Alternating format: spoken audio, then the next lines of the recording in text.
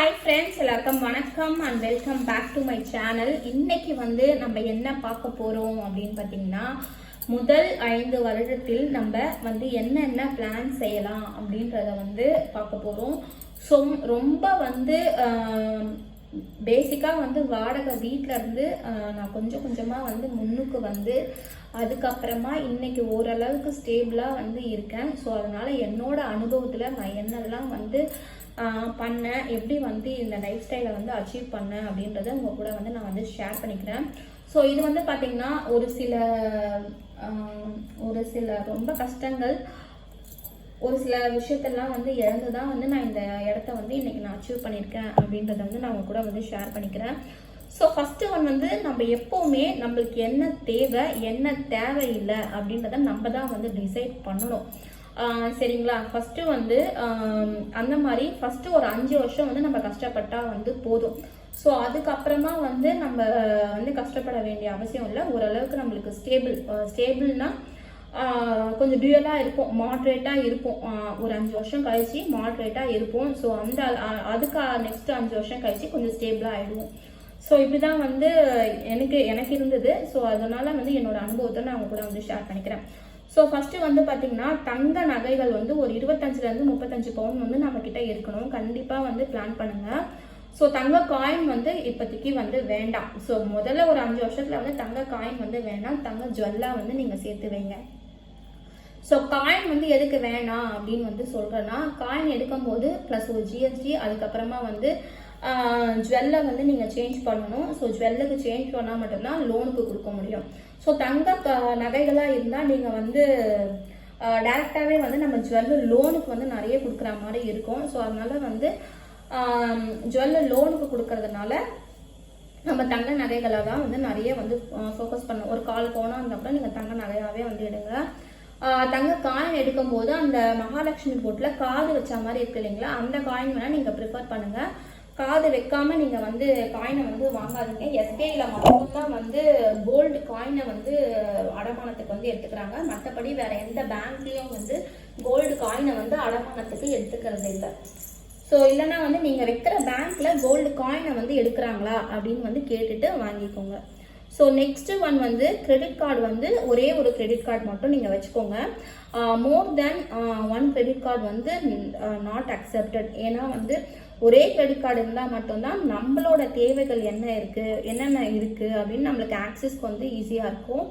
So அதுக்கப்புறமா உங்களுக்கு 2 வருஷம் கழிச்சு, ஃபஸ்ட்டு 5 வருஷம் கழிச்சு வேணால் நீங்கள் 2 கார்டு வந்து நீங்கள் வச்சுக்கலாம். ஸோ பர்ச்சேசிங்க்கெலாம் கோல்டு பர்ச்சேசிங்க்கு ஒரு கார்டு, அதுக்கப்புறமா வந்து ட்ரெஸ் பர்ச்சேசிங்க்கு ஒரு கார்டு, அதுக்கப்புறமா ப்ரொவிஷனுக்கு அந்த மாதிரி அதெல்லாம் வந்து நீங்கள் 2 கார்டு வந்து நீங்கள் யூஸ் பண்ணிக்கலாம்.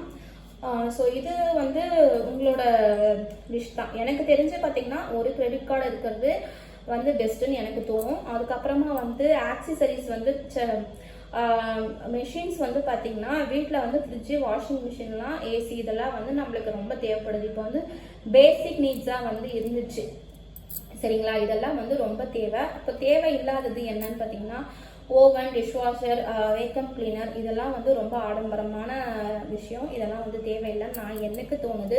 ஸோ நான் இதெல்லாம் வந்து வச்சுக்கல. இன்னமும் வந்து ஓவனோ, டிஷ்வாஷரோ, வேக்கம் கிளீனரோ எனக்கு வந்து தேவைப்படல. அதனால் நான் வந்து வச்சுக்கிறது இல்லை, சரிங்களா? ஸோ அதுக்கப்புறமா வந்து ஒரு சில பேருக்கு வந்து வேணும் அப்படின்னு சொல்லிட்டு வாங்கிடுவாங்க. ஸோ அதனால வந்து யூஸ் இல்லாமல் கூட இருக்கும். ஸோ அதனால் வந்து தேவையில்லாமல் இந்த பொருட்கள் எல்லாம் வாங்காதீங்க. ஸோ இதுக்கெலாம் வந்து மெயின்டெனன்ஸ் வந்து ரொம்பவே வந்து அதிகம். ஸோ அதுக்கப்புறமா வந்து என்ன வாங்காதீங்க அப்படின்னு வந்து சொல்கிறேன்னா, கார் மட்டும் தயவு செய்து வாங்காதீங்க. கார் வாங்கினீங்கன்னா உங்களுக்கு நிறைய செலவு வைக்கும். ஸோ கார் வந்து நீங்கள் ஒரு ஃப்ளாட்டோ இல்லை எதனா ஒன்று வாங்கிட்டு அதுக்கு வந்து கார் வேணும், வெளியே போகிறதுக்கு வரத்துக்கு அப்படின்றதுக்கு கார் வேணும்ல, ஃபஸ்ட்டு 5 இயரில் பிளான் பண்ணாதீங்க. ஸோ பிளான் பண்ணிங்கன்னா செலவெல்லாம் வந்து அதுக்கே வந்து போயிடும். அதுக்கு ஒரு இஎம்ஐ கட்டணும், அதுக்கப்புறமா வந்து அதுக்கு வந்து பெட்ரோல் போடணும். இந்த மாதிரி செலவுகள்லாம் வந்து காருக்கு வரும். ஸோ கார் வாங்குறப்ப கொஞ்சம் யோசிச்சே வந்து வாங்குங்க. ஸோ செகண்ட் 10 இயர்ஸில் வந்து நீங்கள் கார் வந்து வாங்கிக்கலாம் தாராளமாக. ஸோ உங்களோட வருமானத்தை பொறுத்து இருக்குது. ஸோ 2 பேர் வந்து சம்பாதிக்கலாம், தாராளமாக வந்து கார் வந்து வாங்கிக்கலாம். ஸோ ஃபஸ்ட்டு வந்து பைக்கு, ஃபர்ஸ்ட் 5 வருஷத்தில் நான் என்னென்ன யூஸ் பண்ண பார்த்தீங்கன்னா பைக்கு, சைக்கிள்ஸு பசங்களுக்கு, அதுக்கப்புறமா வந்து பப்ளிக் டிரான்ஸ்போர்ட்டேஷன் தான். அதுக்கப்புறமா தேவைப்பட்டா இப்போ வந்து என்ன பண்ணுறோன்னா இன்னமும் வந்து கார் கிடையாது. ஸோ ஹஸ்பண்ட் வந்து வச்சுருக்காங்க காரு, அவங்களுக்கு தேவைன்றதுனால வாங்கிக்கிட்டாங்க. ஸோ அதுவும் செகண்ட் ஹேண்ட் கார் தான் வந்து வாங்கினாங்க. பட் வந்து எங்களுக்கு தேவைப்பட்டுச்சுன்னா ரொம்ப வந்து கொஞ்சம் வெளியே வந்து போகிறோம் அப்படின்னா கேப் யூஸ் பண்ணிப்போம். ஸோ அந்த மாதிரி நீங்கள் வந்து போய்க்கலாம் ஆப்ஷனலாக, சரிங்களா? ஸோ அடுத்தது வந்து லேண்ட் வாங்கி நீங்கள் கன்ஸ்ட்ரக்ட் பண்ணுங்கள். ஃபஸ்ட்டு நீங்கள் வந்து ஃபஸ்ட்டு வந்து நீங்கள் எடுத்ததும் வந்து நீங்கள் ஃப்ளாட் வாங்காதீங்க, சரிங்களா? கால் மனையாக இருந்தாலும் மண்ணாக வந்து வாங்குங்க. ஸோ அதில் நீங்கள் கன்ஸ்ட்ரக்ட் பண்ணுங்கள். ஸோ ஃப்ளாட்டாக வந்து தயவு செய்து வாங்காதீங்க. எனக்கு தெரிஞ்சு பார்த்தீங்கன்னா நிறைய ட்ராபேக் இருக்குது. நான் இன்னமும் வந்து ஃப்ளாட் வந்து வாங்கலை. ஸோ ஃப்யூச்சரில் வந்து நான் வந்து ஃப்ளாட் வாங்கினேன்னா அது வந்து பிளான் இருக்குது. ஸோ எப்படி வந்து பிளான் இருக்குது அப்படின்னு நான் சொல்கிறேன்னா, ஸோ ஃபஸ்ட்டு வந்து எனக்கு தெரிஞ்ச வரைக்கும் 1800 ஸ்கொயர் ஃபீட்டில் ஒரு லேண்டு தான் வாங்கி நான் கன்ஸ்ட்ரக்ட் பண்ணேன். மறுபடியும் வந்து செகண்ட் வந்து பார்த்தீங்கன்னா 600 ஸ்கொயர் ஃபீட்டில் வாங்கி அதை வந்து டூப்ளெக்ஸ் வீடாக வந்து கட்டினேன். ஸோ அதுக்கப்புறமா வந்து பார்த்தீங்கன்னா 13,850 சம்திங் அதை வந்து லேண்டாக வந்து வாங்கினேன். ஸோ இது ஃபர்ஸ்ட் ஒன் வந்து கட்டினதுக்கு ரீசன் வந்து பார்த்தீங்கன்னா எனக்கு வந்து ரெண்டட் ஹவுஸ்ல இருந்ததுனால எனக்கு ஓன் ஹவுஸ் தேவைப்பட்டது, அதனால லேண்டாக வாங்கி கன்ஸ்ட்ரக்ட் பண்ணேன். செகண்ட் வந்து பார்த்தீங்கன்னா டவுன்லேருந்து சிட்டிக்கு மாறணும், பசங்க சிட்டியில் தான் இருக்கணும், படிப்பெல்லாம் கொஞ்சம் சிட்டியில் இருந்தால் கொஞ்சம் நல்லா இருக்கும் அப்படின்னு சொல்லிட்டு ஒரு சில ஃபேமிலி இஷ்யூஸ்க்காக நான் வந்து சிட்டியில் வந்து வீடு வேணும் அப்படின்றதுனால சிட்டியில் வந்து கன்ஸ்ட்ரக்ட் பண்ணேன். அந்த வீடு வந்து ரெண்ட்டுக்கு விட்டுட்டேன். ஸோ இப்போ தேர்ட் ஒன் வந்து வாங்கியிருக்கோம் அப்படின்னா நான் அதில் வந்து கன்ஸ்ட்ரக்ட் பண்ணல. ஸோ ஆல்ரெடி வந்து எனக்கு ரெண்ட்டுக்கும் இருக்க வீடும் இருக்குது. ஸோ நான் ஏன் கன்ஸ்ட்ரக்ட் பண்ணணும்? நான் வந்து அதை வந்து தேவையில்லாமல் நான் கன்ஸ்ட்ரக்ட் பண்ண மாட்டேன்.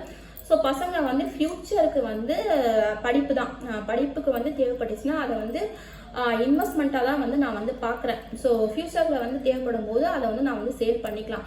கன்ஸ்ட்ரக்ட் பண்ணிட்டேன்னா நான் சீக்கிரமாக வந்து சேல் பண்ண முடியாது. ஸோ அது ரெண்டுத்தையும் வந்து பெர்மனண்ட்டாக வச்சுட்டு இதை மட்டும் நான் வந்து டெம்பரவரியாக வந்து வச்சு யூஸ் பண்ணுவேன், சரிங்களா? தேவைப்படுறப்ப நம்ம கன்ஸ்ட்ரக்ட் பண்ணிட்டு அதில் வந்து இன்கம் வருமா அப்படின்னு பார்த்தீங்கன்னா கண்டிப்பாக வராது. ஸோ நான் ஆல்ரெடி வந்து 50 lakhs கொடுத்து நான் அதில் 50 to 60 lakhs கொடுத்து நான் வந்து இன்வெஸ்ட் பண்ணியிருக்கேன். பட் நான் இன்னும் ஒரு 50 lakhs கொடுத்தாதான் வந்து அதில் வந்து எனக்கு வந்து வருமானமே வந்து பார்க்க முடியும். ஸோ ஆல்மோஸ்ட் வந்து 1 crore ஆகிடும். ஸோ 1 crore வந்து நான் அதில் இன்வெஸ்ட் பண்ணிட்டேன் அப்படின்னா ஃபுல்லாக வந்து லாக் ஆகிடுவேன். ஸோ பசங்களை ஃப்யூச்சரில் வந்து படிக்க வைக்க முடியாது. ஸோ அதனால் வந்து இப்போதைக்கு அந்த பிளான் கிடையாது.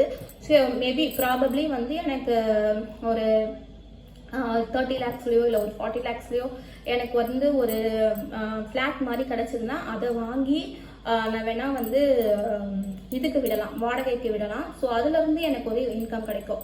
ஸோ அதை வந்து நான் வந்து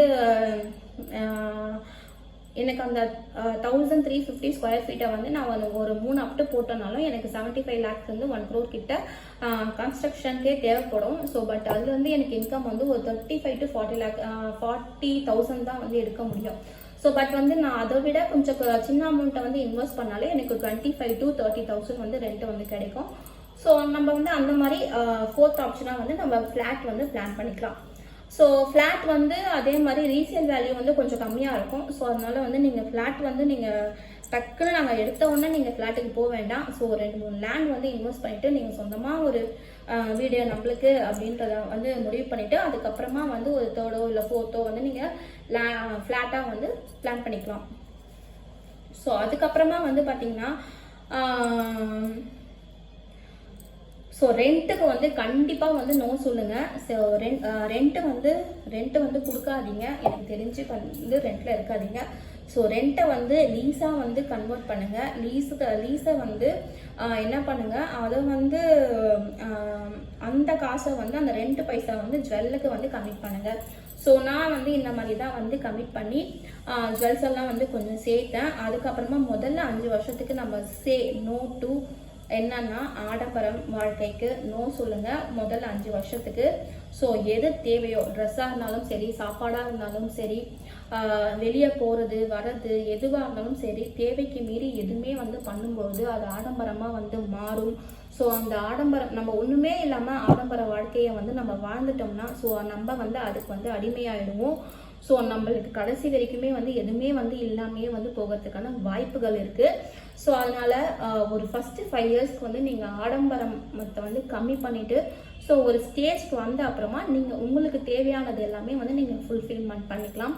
ஸோ இதுதான் வந்து நான் என்னோடய லைஃப்பில் வந்து ஃபாலோ பண்ணிகிட்ருக்கேன். ஸோ அதனால் வந்து உங்களுக்கு வந்து நான் வந்து சொல்கிறேன். ஸோ இதை வந்து நீங்கள் வந்து ஃபாலோ பண்ணாலும் உங்களுக்கு நல்லது, ஃபாலோ பண்ணால் உங்களுக்கு நல்லது, இல்லைனாலும் அது அவங்களோட தனிப்பட்ட விருப்பம். ஸோ இதெல்லாம் வந்து நான் ஃபாலோ பண்ணிடுறேன். அடுத்த வீடியோவில் நான் உங்களை மீட் பண்ணுறேன். until stay with me, Hema. Bye.